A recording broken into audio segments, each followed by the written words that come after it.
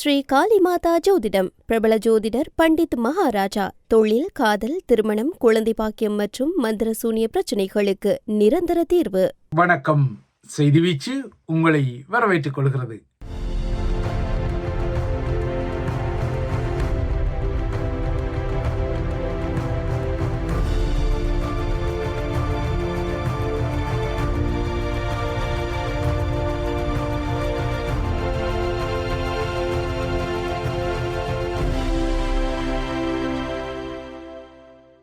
இன்றைய செய்தி வீச்சிலும் இலங்கை மற்றும் உலக நிலவரங்கள் காத்திருக்கின்றன. முதலில் இலங்கை தீவு பக்கம் பார்வையை திருப்பலாம்.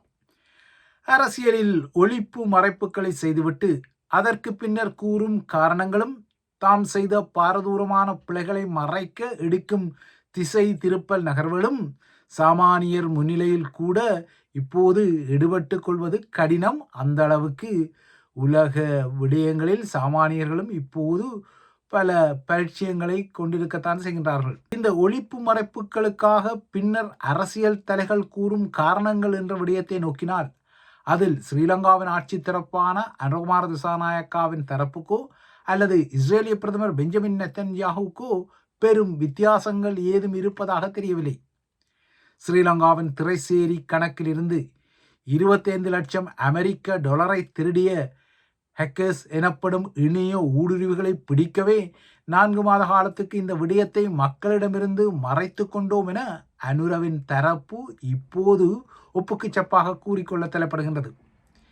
இதே போலவே ஈரானுக்கு எதிராக ஆரம்பித்த போர்க்காலத்தில் தனக்கு புரோஸ்டேட் கேன்சர் எனப்படும் ஆண்களின் இனப்பெருக்க சுரப்பியில் ஏற்படும் புற்றுநோய் அறுவை சிகிச்சை செய்யப்பட்ட போது அந்த செய்தியை தான் மறைக்க சொன்னதாக நேற்று இஸ்ரேலிய பிரதமரும் கூறியிருக்கின்றார். தனக்கு இந்த புற்றுநோய் தொடர்பான அறுவை சிகிச்சை சுமார் 1.5 ஆண்டுகளுக்கு முன்னரே மேற்கொள்ளப்பட்டது என்ற விடயத்தை நேற்று தான் அவர் முதலாக பகிரங்கமாக சொல்லியிருக்கின்றார். ஈரான் மீதான போர் நடக்கும் நேரத்தில், அதாவது சில வாரங்களுக்கு முன்னர், தனக்கு ஜெருசலேமின் அசாதாசா மருத்துவமனையில் புற்றுநோய் ஒழிப்பு கதிர்வீச்சு சிகிச்சை செய்யப்பட்ட விடயம் பகிரங்கப்பட்டு கொண்டால் அது போர்க்களத்தில் ஈரானியர்களுக்கு ஆதாயத்தை வழங்கக்கூடும் என்பதற்காகத்தான் தான் இந்த செய்தியை மறைத்தேன் என அவர் கூறுகின்றார். தற்போது பெஞ்சமின் நெத்தன்யாஹுவுக்கு 76 வயதாகும் நிலையில் இப்போது தான் இந்த சிகிச்சைக்கு பின்னர் நலமாக இருப்பதாகவும் கூறிக்கொள்கின்றார். ஆனால் பெஞ்சமின் நெத்தன்யாஹு கடந்த சில வாரங்களுக்கு முன்னர் சிகிச்சையில் இருந்த விடயம் எவ்வாறோ ஈரானுக்கும் கசியத்தான் செய்தது. அதன் அடிப்படையில் தான் கடந்த மாத ஆரம்பத்தில் நெத்தன்யாஹு மரணமடைந்து விட்டதாக கூறப்படும் செயற்கை நுண்ணறிவால் உருவாக்கப்பட்ட, அதாவது ஏஐ நிழல் படங்கள் ஈரானால் பரப்பப்பட்டமையும் இங்கு குறிப்பிடத்தக்க ஒரு விடயம். இப்போது உலக நிலவரத்திலிருந்து உள்ளூர் நிலவரத்துக்கு திரும்பிக் கொண்டால், அனுரவின் சிஸ்டம் சேஞ்ச் ஊடக தமிழ் அடியார்கள் அல்லது ஊடக குருமார் ஸ்ரீலங்காவின் திரைசேரியில் இடம்பெற்ற இந்த மெகா மோசடி குறித்த விடயங்களை மறைத்து வேறு விடயங்களை அவர்கள் சொல்லிக்கொள்ள தலைப்பட்டாலும், அதாவது தமிழர்களுக்கு சொல்லிக்கொள்ள தலைப்பட்டாலும், முன்னரெல்லாம் அவர்கள் அனுர அரசாங்கத்திற்கு பெரும் வக்காலத்தை வாங்கிய நிலையில் இப்போது அனுர அரசாங்கத்தின் இந்த மோசடிகள் இல்லையென்றால் முறைகேடுகள் குறித்த விடயங்களை அவர்கள் பெரிதாக பேசிக்கொள்வதாக தெரியவில்லை. மாறாக தமிழக விஜய் குறித்தும் ஏனைய விடயங்கள் குறித்தும் தான் அவர்கள் இந்த மடைமாற்றங்களை செய்தாலும், ஸ்ரீலங்கா திரைசேரியில் நடத்தப்பட்ட இந்த மோசடி இப்போது சாமானிய மக்களுக்கே அம்பலப்பட்டு விட்டது. நிதி நிறுவனங்களில் ஹேக்கிங்ஸ் எனப்படும் இணைய ஊடுருவல்கள் நடப்பது இயல்புதானே என்ற வகையில் அனுர அரசாங்க முகங்கள் இந்த விடயத்தில் சில சமாதானங்களை மக்களுக்கு சொல்ல தலைப்பட்டாலும், ஸ்ரீலங்காவின் திரைசேரி கணக்கிலிருந்து 25 லட்சம் அமெரிக்க டாலரை திருடிய ஹேக்கர்களை பிடிக்கவே 4 மாத காலத்திற்கு இந்த விடயத்தை மக்களுக்கு மறைத்து கொண்டதாக அனுர தரப்பு கூறுவது அபத்தமாகவே தெரிகின்றது. அனுர அரசாங்கத்தை பொறுத்தவரை அது நீண்ட காலமாகவே எதிர்க்கட்சியாக இருந்தபோது அப்போதைய ஆட்சி தரப்புகளில் என்றால் அரசாங்கங்கள் செய்த பிழைகளை அது தனக்குரிய அரசியல் முதலீடாக மாற்றி அப்போதைய அரசாங்கங்களே அது மேடைகளில் வாங்கிக் கொள்வது வழக்கம். இதில் அரசு தலைவராக இப்போது இருக்கும் அனுரகுமார திசாநாயக்கா முன்னணியில் இருந்தார். அவர் தனது வார்த்தை ஜாலங்களால் கடந்த கால அரசாங்கங்களை வறுத்தெடுத்தமை மக்களுக்கு தெரிந்த ஒரு விடயம். ஆனால் இப்போது மைத்திரி ரணிலின் ஆட்சி காலத்தில், அதாவது ஜெகபாலனி எனப்படும் நல்லாட்சி காலத்தில் ஸ்ரீலங்கா மத்திய வங்கியில் இடம்பெற்ற பிணைமுறி பத்திர ஊழல்களை விட அனுர அரசாங்கத்தின் நிலக்கரி ஊழல் 3 மடங்கு பெரியது என்ற குரல்கள் எதிர்க்கட்சிகளால் ஒலிக்க விடப்படுகின்றன. எதிர்க்கட்சிகளும் இந்த விடயத்தை அரசியல் ஆதாயத்துக்காக பயன்படுத்துவது வேறு விடயம். ஆனால் இவ்வாறாக எதிர்க்கட்சி குரல்கள் வந்த பின்னர் திரைசேரியில் $25 லட்சம் உருவப்பட்டு இலங்கையின் வரலாற்றில் ஸ்ரீலங்காவின் அரச நிறுவனம் ஒன்றில் நடந்த மிகப்பெரிய இணையவழி திருட்டாகவும் இந்த சம்பவம் வரலாற்றில் பதிவான நிலையில்தான் இந்த வரலாற்று பதிவுகளெல்லாம் அனுர ஆட்சி தனக்காக உருவாக்கியுள்ளது. இந்த நிதி மோசடி திட்டமிடப்பட்ட ஒரு மோசடி அல்லவெனும் அது சம்பந்தப்பட்ட அதிகாரிகள் மற்றும் சர்வதேச நிறுவனங்களுக்கு இடையிலான தகவல் பரிமாற்றத்தில் ஏற்பட்ட பலவீனம் மற்றும் முறைகேடுகள் காரணமாக நிகழ்ந்த ஒரு சம்பவம் எனவும் அனுர தரப்பு ஒப்புக்கு சப்பாக சில வக்காலத்து கதைகளை கூறிக்கொண்டாலும் ஆஸ்திரேலிய ஏற்றுமதி நிறுவனம் ஒன்றுக்கு செலுத்த வேண்டிய $2.5 மில்லியன் பணக்கொடுவனவுக்கு ஸ்ரீலங்காவின் 16 அதிகாரிகள் அங்கீகாரம் அளித்த பின்னர்தான் அவ்வாறான நிதி பரிமாற்றங்கள் நடப்பது வழமையாக இருந்த நிலையில் ஒரு இணைய ஊடுருவி, அதாவது ஒரு ஹேக்கர், ஒரு போலி மின்னஞ்சல் முகவரியை வழங்கி அதனூடாக வேறு ஒரு கணக்குக்கு இந்த பணத்தை எடுத்ததாக சொல்லப்படுவதை பலரால் இன்னமும் தான் நம்பிக்கொள்ள முடியவில்லை. அதுவும் ஆஸ்திரேலிய விடயத்தில் துசிகண்ட இந்த இணைய ஊடுருவிகள் இந்தியாவுக்கும் அனுர அரசாங்கம் செலுத்தவிருந்த ஒரு நிதித்தொகைக்கு முன்னரே போல வேறு ஒரு வங்கி கணக்கை செலுத்தி ஆஸ்திரேலியாவுக்கு செலுத்த இருந்த பணத்தை எப்படி ஆட்டைய போட்டார்களோ அதே போல ஒரு மோசடியை செய்யவிருந்த நிலையில்தான் முன்னர் 16 அதிகாரிகளும் ஆஸ்திரேலியாவுக்கு அனுப்பப்பட்ட கணக்கு வேறு ஒரு கணக்குக்கு அனுப்பப்பட்ட விடயத்தை கண்டுபிடிக்க முடியாத நிலையில் இறுதி நேரத்தில் ஒரு கீழ்நிலை அதிகாரி தான் இந்த இந்தியாவுக்கு பணம் செலுத்திய போதும் ஹேக்கர்ஸ் அதனை மோசடி செய்ய இருந்த விடயத்தை கண்டுபிடித்ததாக தெரிய வருகின்றது. இந்த நிலையில் கடந்த டிசம்பர் மற்றும் ஜனவரியில் இடம்பெற்ற இந்த மோசடி குறித்த தகவல்களை அரசாங்கம் இந்த வாரம் வரை மறைத்து வைத்திருந்த விடயத்தை இப்போது எதிர்க்கட்சிகள் என வாங்கிக் கொள்கின்றன. எனினும் பொறுப்புள்ள அரசாங்கம் என்ற வகையில் விசாரணைகள் முடிவடையும் வரை தகவல்களை வெளிப்படுத்தவில்லை என அன்ற தரப்பும் திருப்ப கூற தலைப்படுகின்றது. தற்போது இந்த சம்பவம் தொடர்பாக ஸ்ரீலங்கா செய்தியினர் திணறிக்கொள்வதால் ஆஸ்திரேலிய அரசாங்கம் சில புலனாய்வு உதவிகளை வழங்க முன்வந்தாலும் திரைசேரியிலிருந்து எடுக்கப்பட்ட $2.5 மில்லியன் பணத்தை மீளெடுக்க முடியுமா என்பது இதுவரை ஒரு முக்கியமான ஐயமாகவே உள்ளது. இந்த விடயத்தில் ஸ்ரீலங்காவின் நிதியமைச்சக செயலாளர் ஹர்சன சூரியபிரம மீதே பலரது கண்கள் இருந்தாலும் விசனங்கள் இருந்தாலும் அவரோ இதுவரை பெரிதாக பொறுப்பு கூற முனையவில்லை என்பது வேறு விடயம். இதற்கு மாறாக தற்போதைய நெருக்கடிகளை திசை திருப்ப மீண்டும் ஒருமுறை அரசாங்கம் ரணில் விடயத்தை கையில் எடுத்திருக்கின்றதோ என்ற ஐயங்களை உருவாக்கும் வகையில் நேற்றும் சில நகர்வுகள் நடந்தன. குறிப்பாக நேற்று ரணிலின் வதிவிடத்துக்கு சிஐடியினர் அவசரமாக சென்றார்கள். இந்த விடயம் ஊடகங்களுக்கு புதிய விடயத்தை வழங்கி திரைசேரி ஊடுருவல் குறித்த செய்திகளில் ஒரு மடைமாற்றத்தை செய்ய தலைப்படும் அரசாங்கத்தின் நோக்கத்தை புலப்படுத்தினாலும் அரசாங்கம் செய்த இந்த மடைமாற்றம் பெரிதாக ஈடுபட்டதாக தெரியவில்லை. ரணில் மீதான வழக்கு மீண்டும் அடுத்த வாரம் வரவுள்ள நிலையில் அவர் அண்மையில் சிங்கப்பூருக்கு சென்று இதய அறுவை சிகிச்சை செய்து நாடு திரும்பி ஓய்வில் உள்ள நிலையிலும் ஓய்வில் உள்ள அவரது நண்பர்களும் அரசியல்வாதிகளும் பார்வையிடுவதை தவிர்த்து வரும் நிலையிலும் அவரது துணைவியாரான மைத்திரியும் தற்போது புற்றுநோய் சிகிச்சையில் உள்ள பின்னணியில் நேற்று ஸ்ரீலங்கா செய்தியினர் ரணிலின் பதிவிடத்துக்கு சென்று ரணிலின் மனைவியான மைத்திரி விக்ரமசிங்கவிடம் காலை 9 மணி முதல் பிற்பகல் 1 மணி வரை வாக்குமூலம் எடுத்த விடயம் தற்போது ஐக்கிய தேசிய கட்சியை விசனப்படுத்துகின்றது. சிஐடியினர் நடத்திய இந்த விசாரணை மைத்திரி விக்ரமசிங்கவுக்கு உடல்நல அபாயங்கள் உட்பட்ட பல பிரச்சனைகளுக்கு வழிவகுப்பதாக ஐக்கிய தேசிய கட்சி யானைகள் இன்று காலை கடுமையாக பிளறியிருக்கின்றன. எதிர்பார்க்கப்பட்டது போலவே அனுர தரப்பு தற்போது சந்தித்து வரும் நெருக்கடிகளை மூடி மறைக்கவே இந்த விசாரணைகளை மடைமாற்றம் செய்வதாகவும் இந்த விசாரணைகள் குறித்த புதிய அதிரடிகளை செய்ய முனைவதாகவும் எதிர்க்கட்சியினர் கூறிக்கொள்கின்றார்கள்.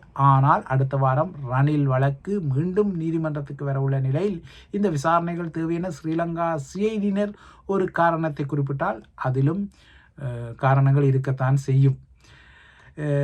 ஏனெனில் ரணில் விக்ரமசிங்க அரசு தலைவராக இருந்த காலத்தில் தனது மனைவியின் முனைவர் தகுதி பட்டமளிப்பு விழாவிற்காக லண்டன் செல்வதற்காகத்தான் அரசாங்க நிதியை தவறாக பயன்படுத்தினார் என்பதே அவர் மீதான வழக்காக உள்ள நிலையில் இந்த விசாரணைகளில் காரணங்கள் இருக்கத்தான் செய்யும். குறிப்பாக ரணிலின் மனைவியை விசாரிப்பதிலும் சில தர்க்கங்கள் இருக்க முடியும். இவை இலங்கை விடயங்களாக இருக்க, மத்திய கிழக்கு நிலவரங்களுக்கு திரும்பினால் தற்போது ஈரான் அமெரிக்க போரில் ஒரு நிறுத்தம், அதாவது ஒரு போர் நிறுத்தம் இருந்தாலும் டேங்கோ போர் எனப்படும் ஒரு மறைமுகமான எண்ணெய் தாங்கிகளை மையப்படுத்திய போர் இரண்டு தரப்பாலும் தீவிரமாக நடத்தப்படுவது தெரிகின்றது.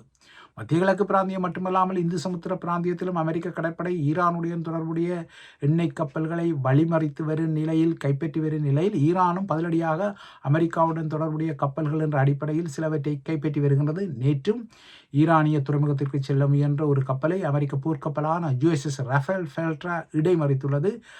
இதற்கு பதிலடியாக அமெரிக்க இராணுவத்துடன் தொடர்பு இருக்கும் ஒரு கப்பலை ஈரான் கைப்பற்றியுள்ளது. கடந்த 13ஆம் தேதி அன்று அமெரிக்காவின் இந்த ஈரான் மீதான கடல்வழி முற்றுகை ஆரம்பிக்கப்பட்டதிலிருந்து 33 கப்பல்கள் இடைமறிக்கப்பட்டதாக ட்ரம்ப் நிர்வாகம் கூறியிருக்கிறது.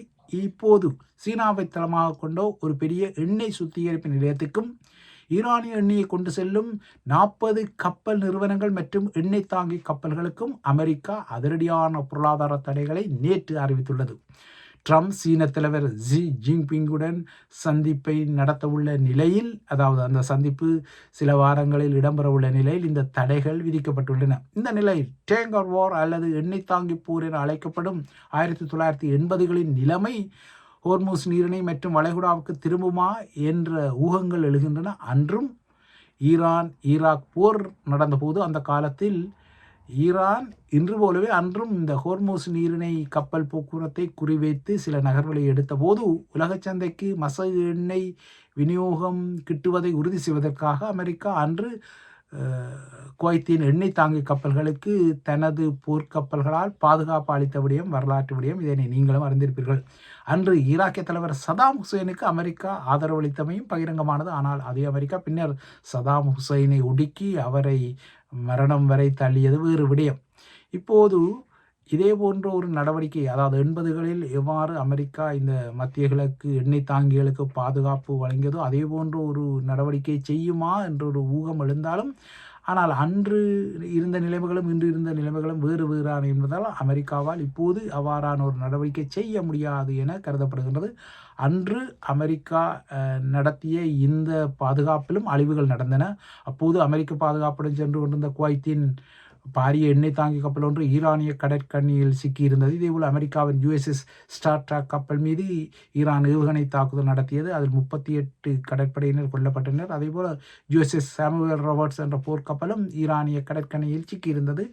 அமெரிக்காவும் பதிலுக்கு ஈரானிய பயணிகள் விமானத்தை, குறிப்பாக ஈரானியார் விமானத்தை போர் விமானம் என தவறுதலாக கருதி சுட்டி வீழ்த்தியதில் அதில் இருந்த 290 பேரும் பலியாகினர். இவையெல்லாம் கடந்த கால இந்த மத்திய கிழக்கு இல்லையானால் ஹோர்முஸ் நீரிணையை மையப்படுத்திய பெரும் அவலங்கள். ஆனால் இப்போது இதே வழியை பின்பற்றி அமெரிக்கா எண்ணெய் கப்பல்களுக்கு பாதுகாப்பு வழங்க முடியாது எனவே கருதப்படுகின்றது. ஏனெனில் 1980களில் இருந்த நிலைமை வேறு, இப்போது இருக்கும் நிலைமை வேறு. குறிப்பாக ஈரானிய ட்ரோன்கள் இப்போது போர்க்களத்தில் ஆதிக்கம் செலுத்துகின்றன. சிறிய சிறிய துப்பாக்கி படகுகள் எல்லாம் பெரிய பெரிய போர்க்களங்களுக்கு சவாலாக இருக்கின்றன. ஈரானை பொறுத்தவரை அதன் சிறிய துப்பாக்கி படகுகள் பெரும் தொழில்நுட்பம் கொண்ட படகுகள் அல்ல. சோவியத் காலத்து பழைய கனரக துப்பாக்கி ஒன்று அதில் இருக்கும், சிறிய உந்துகணை ஏவுகணை அமைப்பு ஒன்றும் அதில் இருக்கும், அவ்வளவுதான். ஆனால் இந்த சிறிய துப்பாக்கி படகுகள் தான் பெரிய போர்க்கப்பல்களுக்கும் சவாலாக உள்ளன. இந்த சிறிய படகுகளை பயன்படுத்தி தான் ஈரான் இந்த வாரம் 3 கப்பல்களை கைப்பற்றியுள்ளது. இந்த பின்னணியில் அமெரிக்க ஈரானிய புதிய பேச்சுக்களுக்காக ஈரானிய வெளியுறவு அமைச்சர் அப்பாஸ் அராக்ஷி நேற்றிரவு பாகிஸ்தானிற்கு சென்றிருக்கின்றார். இன்று பாகிஸ்தானில் அவர் பேச்சுக்களை நடத்தியிருக்கின்றார். இன்று அமெரிக்க குழு துணை அரசுத் தலைவர் JD வான்ஸை தவிர்த்து பாகிஸ்தானுக்கு பறக்க உள்ளது. விட்காஃப் மற்றும் குஷ்னர் ஆகியோர் அமெரிக்க குழுவில் அடங்கியுள்ளனர். எனினும் அமெரிக்க பிரதிநிதிகளுடன் நேரடி பேச்சுவார்த்தைகள் எதுவும் நடைபெறாது என ஈரான் அறிவித்திருக்கிறது. ஆனால் அமெரிக்க பிரதிநிதிகளுடன் ஈரான் பேசும் என வெள்ளை மாளிகை நேற்று குறிப்பிட்ட நிலையில் தான் இந்த மறுப்பு வந்திருக்கின்றது. தற்போது பாகிஸ்தானில் நிற்கும் ஈரானிய வெளியுறவு அமைச்சர் பாகிஸ்தானுக்கு பின்னர் ஓமான் மற்றும் ரஷ்யாவுக்கும் செல்ல உள்ளார். ரஷ்யா ஈரானுக்கு ஒரு முக்கிய ராஜதந்திர கூட்டாளியாக இருந்து வருகின்றது. ஈரானின் செறிவூட்டப்பட்ட யுரேனியத்தை ரஷ்யாவில் சேமித்து வைக்க அல்லது மறுசுழற்சி செய்ய தயார் என மாஸ்கோ, குறிப்பாக விளாடிமிர் புட்டின் பல முறை முன்வந்த நிலையில் அமெரிக்கா இதனை அனுமதிக்க மறுக்கும் நிலையில்தான் ஈரானிய வெளியுறவு அமைச்சர் மாஸ்கோவுக்கு செல்கின்றார். அமெரிக்க படைகள், கப்பல்கள் மற்றும் விமானங்களின் இருப்பிடங்கள் மற்றும் நடமாட்டங்கள் குறித்த உளவு தகவல்களை ரஷ்யா தான் ஈரானுக்கு வழங்கி வருவதான செய்திகள் எல்லாம் பரபரப்பாக உலாவரும் நிலையில் இந்த பயணம் இடம்பெறுவது குறிப்பிடத்தக்கது. இவைதான் ஐபிசி தமிழின் செய்தி வீச்சு. தொடர்ந்தும் ஐபிசி தமிழுடன் இணைந்திருங்கள்.